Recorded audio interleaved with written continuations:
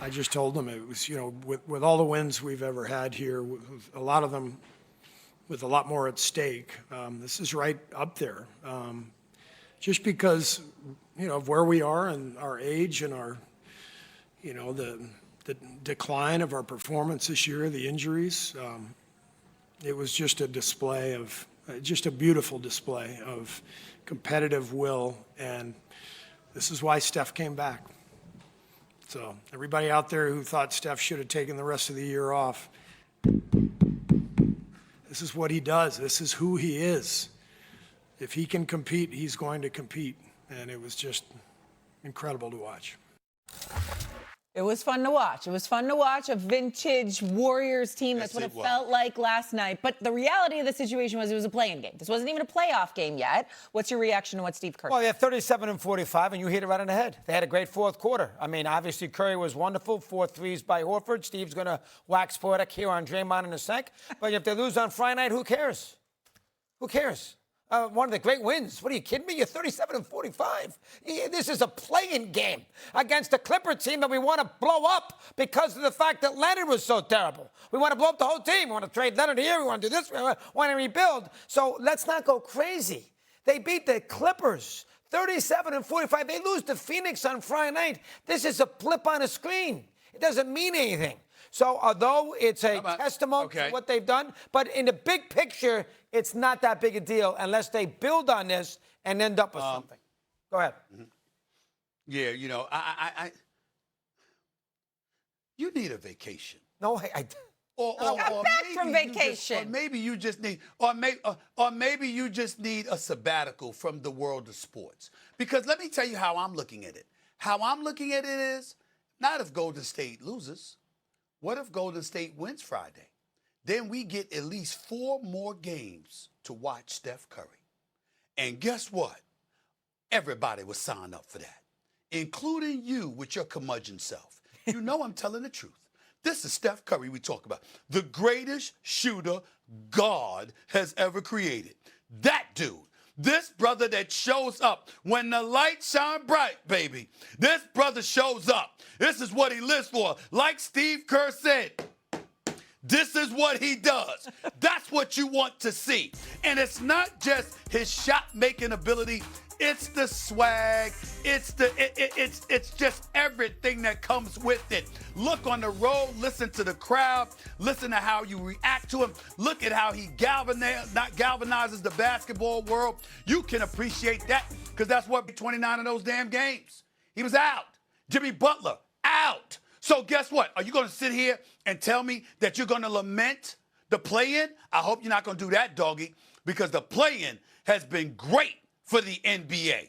All right, fabulous for the NBA. I know Kenny's back now. Yeah, let's get Kenny back in here. So now you hear this argument, Kenny. Look, last night was awesome for the Warriors. Is Steph Curry the best show in town, or are we chalking last night up to just a playing game?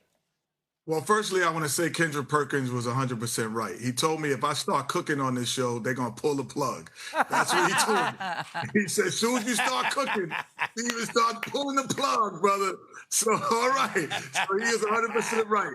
But no question about it, I do believe that, Steph Curry is just great for basketball. When I was watching the game last night with my son and I look at him, I go, this is the hardest cover in the last 10 seconds of a game. He's like, why? I said, because the shot you're trying to make him take, that's the one he's looking for. So you want him to take a one-legged pull-up 3, fading away, falling into the stands. He's like, oh, that's the shot I'm trying to get.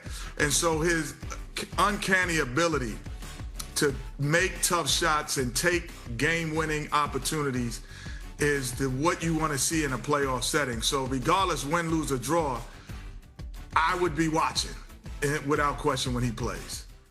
All right, well, the Warriors still got to win one more, and then they get the chance to potentially face the Oklahoma City Thunder. So potentially we could, yeah. Meanwhile, it's Kawhi Leonard. We can take it or leave it. Knowing he's great, we can Steph, we can't get enough of. See the difference?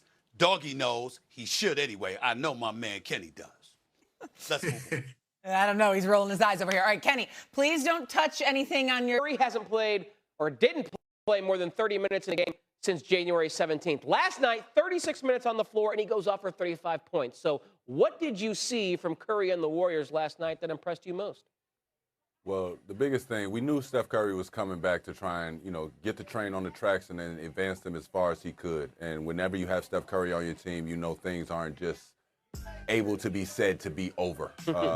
So Curry going off didn't surprise me much. I thought that if he got in a late game situation where he could control the pace, he would do his thing.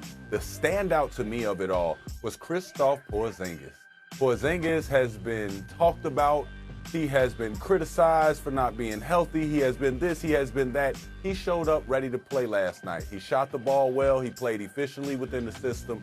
He was able to be big and actually show that he was 7'3", blocking shots, altering shots around the rim. He didn't get as many rebounds as we would all like to see, but I got to see the emotion. I got to see the passion. He was around. He was big for them last night, as well as I got to see Al Horford, who got to show again why he's in the NBA, knocking down shots, being the right place, the right time, being a floor leader, and just an all-around complimentary player to that basketball team. I thought they did an incredible job.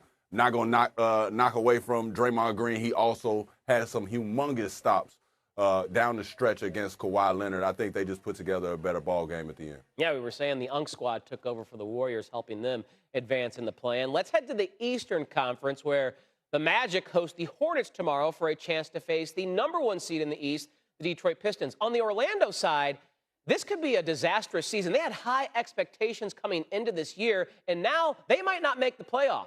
So what has gone wrong for this team? I think they have a chemistry issue. I'm gonna try and leave it there. They have a chemistry issue and an accountability issue that I just don't like. There's times that they turn the ball over or something else goes wrong on one end, and they fail to get to the other side as a team, as a unit. Sometimes it's two guys, sometimes it's one guy, sometimes it's nobody at all. But anytime that there's a fault, anytime there's a lapse, anytime that there's a cold spell of 3 minutes where they can't score, I just never see them huddled up and engaged. They are never seeming like they're together. They are five fingers, and they need to be a fist to hit anybody in this league. As far as their performance that they did last night, y'all got to give me more, man. I work for Disney, man. Orlando's supposed to be great. We're supposed to want to go to Disney. We're supposed to be seats filled, and everything's supposed to be magical. Right now, the Orlando Magic, is nothing magical going on. I need them to really turn things around, get on the straight and narrow. When we start talking about coaches on the hot seat, that's one of the coaches I think is on the hot seat of having all that talent and just not having the right steps forward. Knowing that you have a team that's as talented as they are. Yeah, Jamal Mosley and the Magic had a win total of 51.5 entering the season, only won 45 games, and now might miss the playoffs. Amon Shumpert breaking it down on SportsCenter. Thank you, Amon. Appreciate y'all. Welcome to